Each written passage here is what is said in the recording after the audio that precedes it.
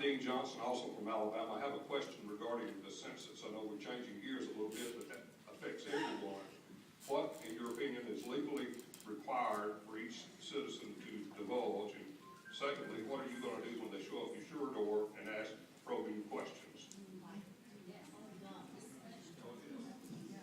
Yeah, this is a huge issue. Many of you have seen these extended census forms.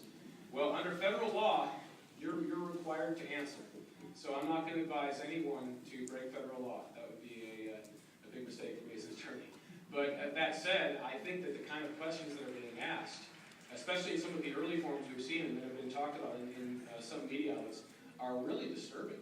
I mean, they're talking about guns, talking about the relationships within the home, talking about your income, talking about all kinds of things that really aren't necessary for an actual enumeration of the citizens of the United States, which is what the Constitution asks for.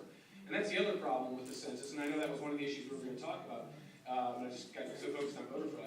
You know, the census, we have so many problems with the way the census is being done right now. Among them, the fact that illegal aliens are being counted, and aliens. That's why in some districts, in California in particular, the number of citizens is so small, and they haven't yet registered all the aliens to vote, so that the number of votes cast in those districts is about half what the average number of votes cast is in the districts around the rest of the country, because you're counting aliens, and so you're effectively giving more votes to states like California, and you're taking away votes from other states. And I saw an analysis of the states that are losing votes. I remember Kentucky, Utah, and a couple of others. You can just figure out where the other states are losing their votes to give votes to states where aliens are being counted.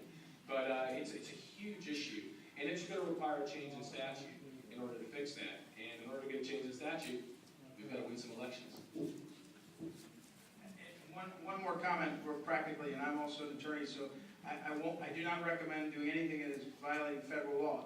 But, however, or in addition, you may ask the best person I would submit to you to ask in this next year and a half about that is ask your congressman and your senator, very specifically, why are these questions being asked? What am I supposed to do with it? Can you please explain to me how I'm supposed to answer? The only way this system is going to work, our system of expressing it candidly, I'm a Tea Party guy here in St. Louis. We've had a great movement, but I tell my friends involved with that is it doesn't count to gather for a few hours and feel better about saying America's on a wrong track. So you want to put pressure on Congressman Carnahan, Senator McCaskill, Senator Bond. Ask them in writing, in email, what am I supposed to do? I'm surprised at the length. What are the details? Where is the basis? And if that kind of pressure starts to bubble up, I think you're going to see some responses and some reaction, because that's one of the ways you can push some buttons. I recommend that on this issue, because you can't not do it. I mean, I just think you have to.